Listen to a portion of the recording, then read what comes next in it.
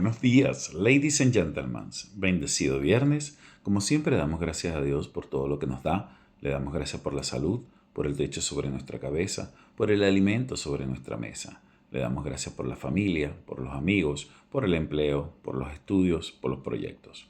Le damos gracias por su inmenso amor, por su paciencia, por su misericordia, por ese gran sacrificio que hizo para el perdón de nuestros pecados. Damos la bienvenida al Espíritu Santo para que sea Él el que nos dé el entendimiento sobre lo que estamos por aprender. Y continuamos con la enseñanza sobre las trampas del materialismo. El materialismo, como hemos visto, es una de las más sutiles trampas de Satanás, ya que aleja nuestro corazón de Dios al hacer que dependamos de las riquezas en lugar de confiar en su provisión. Sin embargo, el peligro no termina ahí. En los tiempos modernos, esta mentalidad se ha filtrado incluso en algunas enseñanzas dentro de la iglesia, tomando la forma de teología de la prosperidad, una doctrina que transgiversa las escrituras al presentar el éxito financiero como prueba del favor divino. Jesús habló repetidamente sobre los peligros del amor por las riquezas, pero también nos dejó principios claros para resistir la trampa del materialismo y vivir así con un corazón alineado con la voluntad de Dios.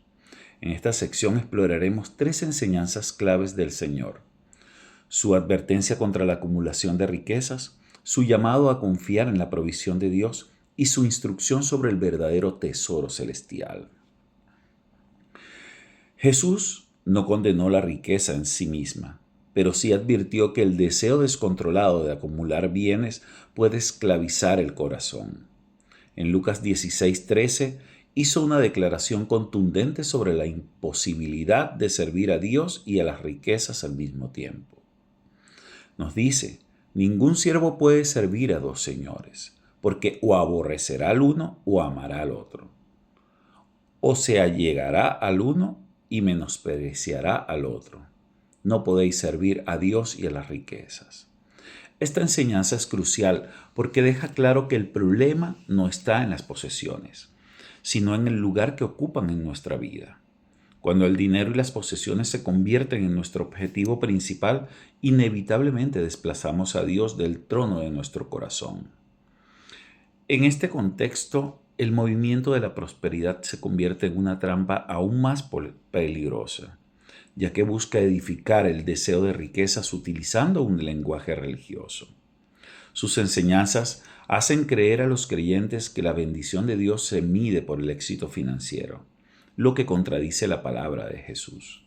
El propio Cristo nos dejó un claro ejemplo de lo contrario. En Mateo 8:20 dijo: las zorras tienen guaridas y las aves del cielo nidos, mas el Hijo del Hombre no tiene dónde acostar su cabeza. Si Jesús, siendo el Rey del universo, no buscó riquezas terrenales, ¿por qué algunos creen que las señales del favor divino es la abundancia material? Este engaño ha llevado a muchos a buscar a Dios por lo que puede obtener de Él, en lugar de buscarlo por quién es Él. Aquí es donde se revela la conexión entre el materialismo y la teología de la prosperidad. Ambos promueven la idea de que la felicidad y la seguridad dependen de lo material.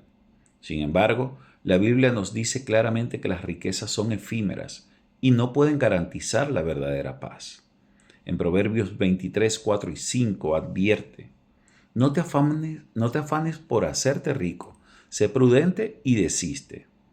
¿Has de poner tus ojos en las riquezas siendo ningunas? Porque se harán alas como alas de águila y volarán al cielo. Este versículo nos recuerda que el dinero es inestable y pasajero. Si nuestra paz depende de las riquezas, nunca estaremos verdaderamente seguros.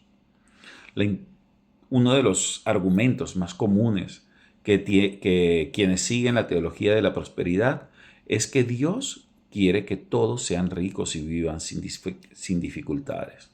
Sin embargo, Jesús nos enseñó algo completamente distinto.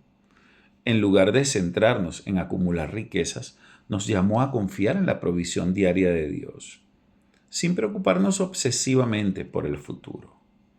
En Mateo 6, 31 y 32 nos dio esta enseñanza fundamental. No os afanéis, pues, diciendo: ¿qué comeremos o qué beberemos o qué vestiremos?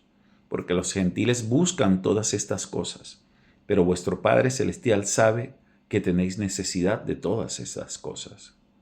Aquí Jesús nos motiva a liberarnos del afán por lo material y a confiar en que Dios cuidará de nosotros.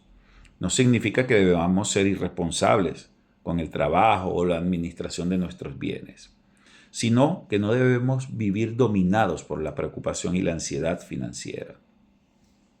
Sin embargo, la teología de la prosperidad distorsiona este principio al enseñar que la fe es un método para obtener riquezas.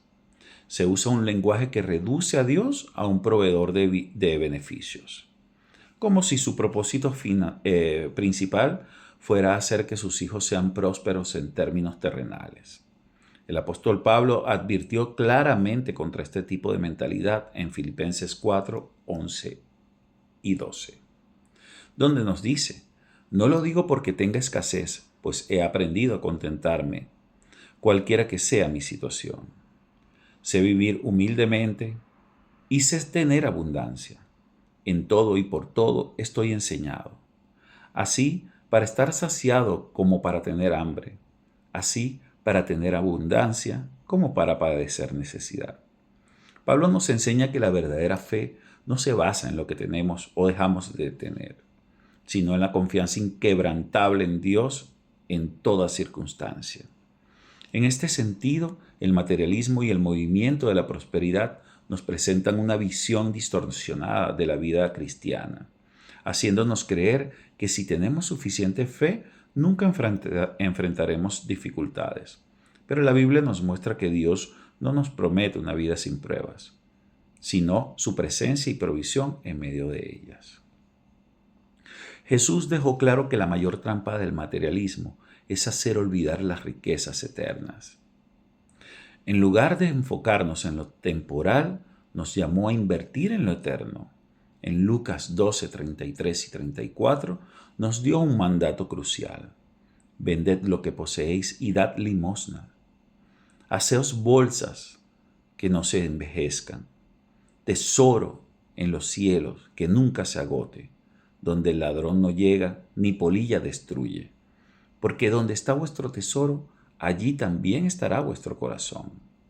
El movimiento de la prosperidad invierte esta enseñanza, haciendo que las personas pongan su enfoque en la acumulación de riquezas terrenales en lugar de las riquezas espirituales.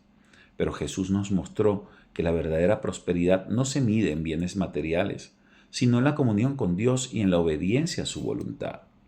Charles Spurgeon, en su sermón The Claims of God, hizo una afirmación poderosa sobre este tema.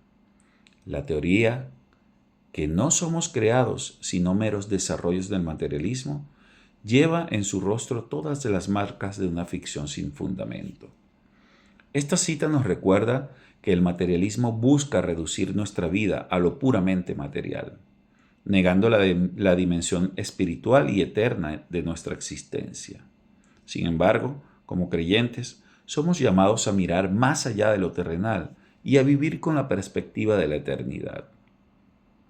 Entonces, si queremos resistir las trampas del materialismo y del movimiento de la prosperidad, debemos alinear nuestro corazón con las enseñanzas de Jesús, confiar en la provisión de Dios y priorizar lo eterno sobre lo temporal.